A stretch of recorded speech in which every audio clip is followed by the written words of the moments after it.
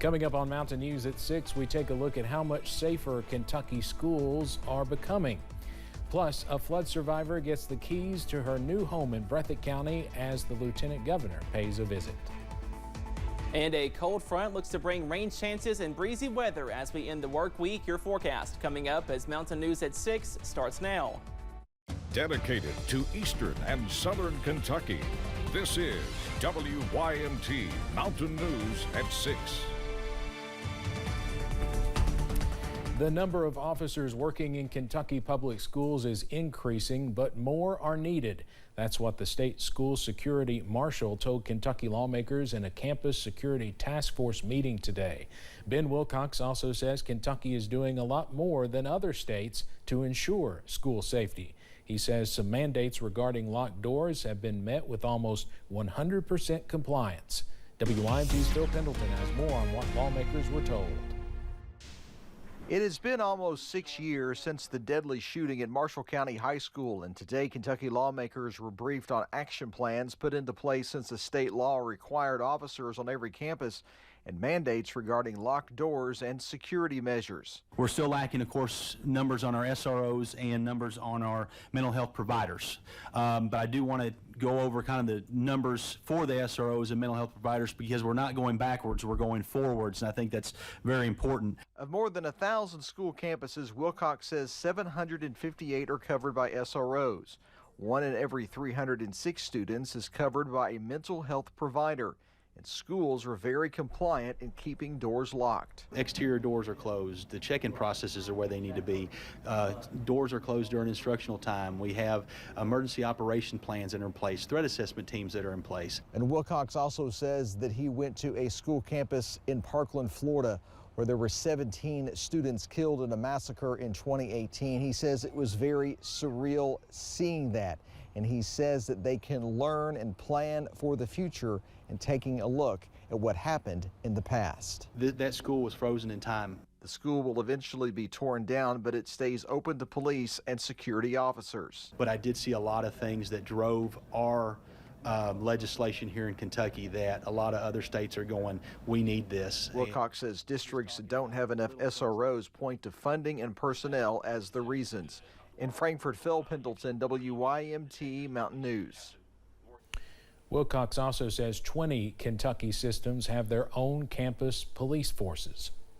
A Martin County woman who went missing was found dead. Officials with Ashland-Boyd County Emergency Management posted on social media yesterday 72-year-old Patty Taylor had gone missing. The Martin County coroner says a constable was on Rockcastle Road just north of Inez when they saw tire tracks that left the road going toward a creek. It was later discovered Taylor had drowned after she drove into the creek. She was pronounced dead around 1 a.m. 2 people, including a child, are dead after what police are calling a murder-suicide in Southwest Virginia. It happened Wednesday at a home on Coburn Mountain Road in Wise. Just before 9 p.m., Wise County Sheriff's Office deputies were called to the home for a welfare check.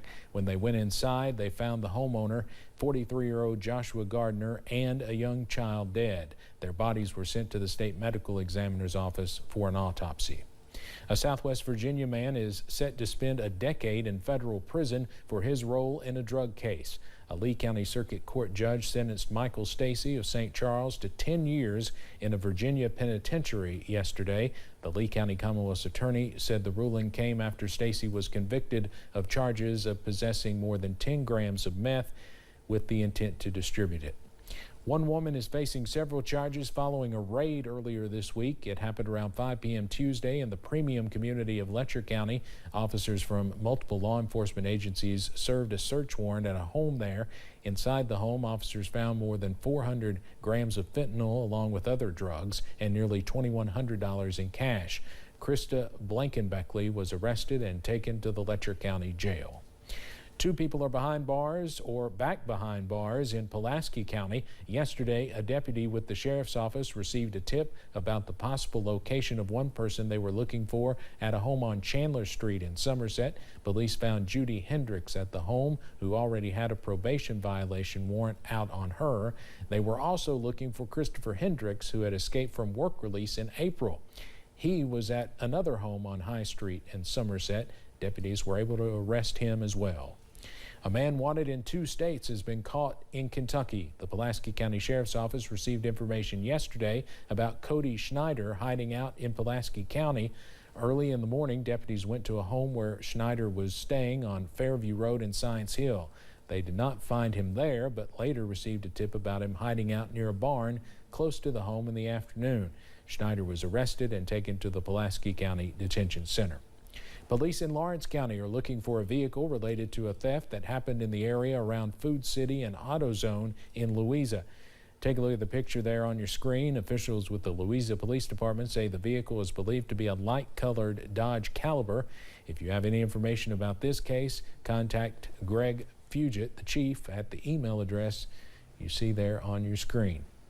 The Laurel County School District installed stop arm cameras at the beginning of the school year.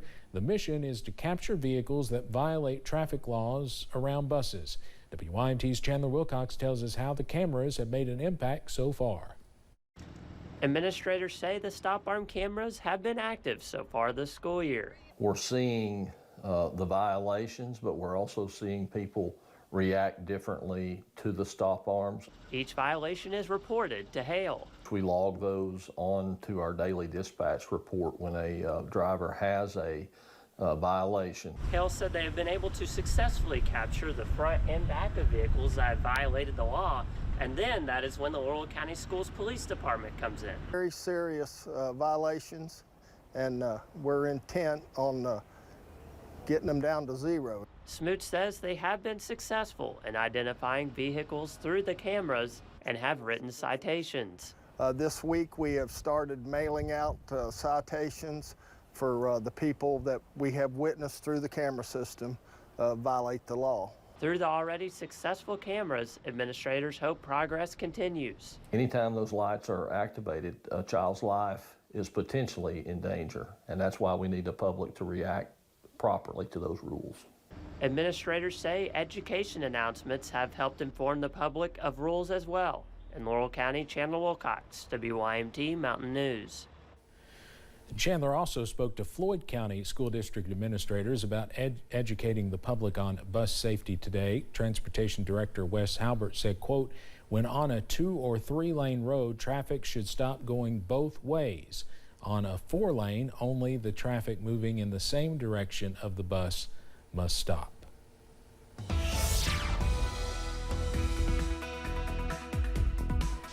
We are tracking some isolated showers across the mountains for your Thursday evening. Here's a live look at satellite and radar. We are cloudy, also a little bit soggy in some areas as well. Zooming into Pulaski County, some light showers near Somerset. Also a shower not too far away from London and over I-75 in Laurel County, and more spotty sprinkles in McCreary, also into Whitley County at this hour. And giving you that first alert for Wolfe County, also Lee County into Estill and Powell County as more light showers are pushing into your direction, and tracking more spotty sprinkles into portions of West Virginia, also southern Pike County at this hour. Here's a live look from the London Corbin Airport. We are gloomy, also mild. That current temperature is 66 degrees, and most of us right now in the middle to upper 60s, so we are close to average. 67 for Manchester, 63 for Clintwood, and 66 for Jonesville, also Harlan at this hour. As we go into tonight, also on Friday, more showers on the way. Also tracking some breezy weather. We could see winds up to 20 or 25 miles per hour into your Friday, but